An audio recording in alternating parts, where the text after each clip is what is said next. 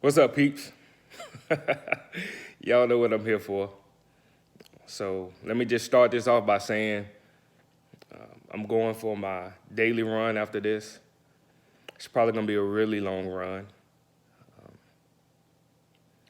I'm hyped up on pre-workout, and I'm disappointed in what I'm watching. Although I'm not surprised. Jim Harbaugh has lost his program. It's that simple. The game is still on. There's 8 minutes left. And with 8 minutes left in this game, there was never a point where I thought Michigan would win. It just never felt that way. Today's game reminded me of the Rich Rodriguez era, especially with the defense. Michael Penix has currently 342 yards passing on us, man. Oh, my God. This is the second straight quarterback to have the game of their lives against us, which lets you know how bad our secondary is. But I won't spend time on this video blaming these kids. It's the grown-ups. It's the coaching staff. And there are a few signs. I've been watching college football my entire life. I was raised watching college football. Raised watching Alabama, actually, and then ventured off into becoming a Michigan fan, which has become a yearly regret. But, you got to stick with it. But there are a few signs when a coaching staff has lost the team. First, undisciplined. Michigan has probably about 7 or 8, maybe 9 defensive penalties this game. Third down penalties. A lot of free plays for Indiana. Undisciplined. Pulling when they don't have to pull. Tugging when they don't have to pull. Grabbing when they don't have to grab. Offsides penalties. A lot of them from just a simple clap. Not even a hard count. These are the signs of an undisciplined team. No trust in themselves. These kids are trying to do more than what they're capable of doing because they don't trust themselves. They don't trust the technique. They don't trust the coaching that they get because it's not yielding any results. So you really can't blame the kids. So there's no trust in their ability or the coaching. Obviously, they watch film and the coach is saying this, and that, trying to coach them through the mistakes that they're making, and they're still making the same mistakes. Why is that? Because it's not yielding success. So, of course, they don't trust it. There's a lack of fight. Now, of course, there are some players that get hype after making good plays, that kind of thing. But there's a distinct lack of fight going on with this team. Indiana is not more talented than Michigan.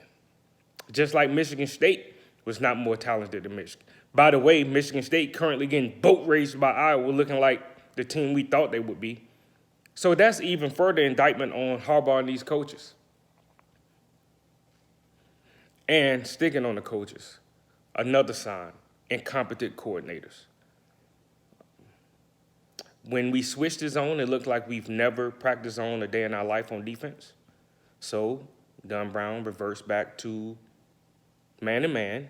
Indiana sees that, exploits it. Michigan State saw it, exploited it. For the life of me, I can't figure out why or how Minnesota didn't exploit it the first week of the season.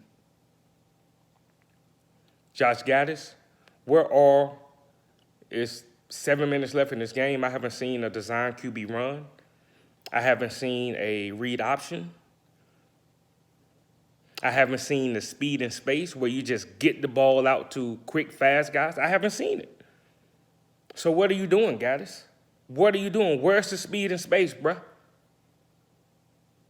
And when you add all those ingredients that I just spoke of, the lack of fight, no trust in themselves, no trust in the coaching, incompetent coordinators, undisciplined actions on the field, then this is when you know you've lost the program. Transfers and decommits. Michigan currently has a pretty good recruiting class. I can't see how that lasts. Zach Charbonnet. I don't know how many carries he has. There are going to be decommits and transfers. And that is the final nail in the coffin, if you ask me, about whether Jim Harbaugh has his program going in the right direction. He doesn't.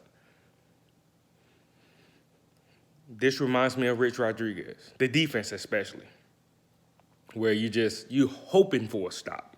You don't expect it anymore. Joe Milton threw his first interception of the game. It was bound to happen. And because of the way that the game is going, it compounds the fact.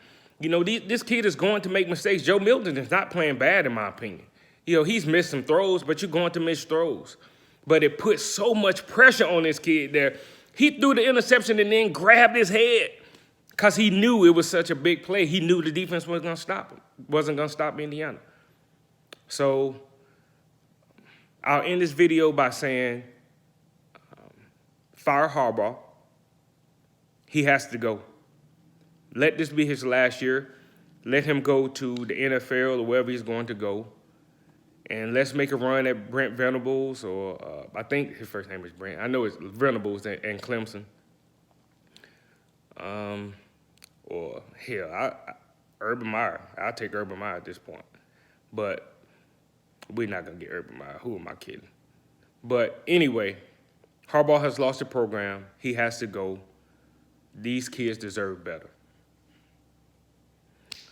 We'll probably end up 3-5 this year. Whatever. I'm numb to it at this point.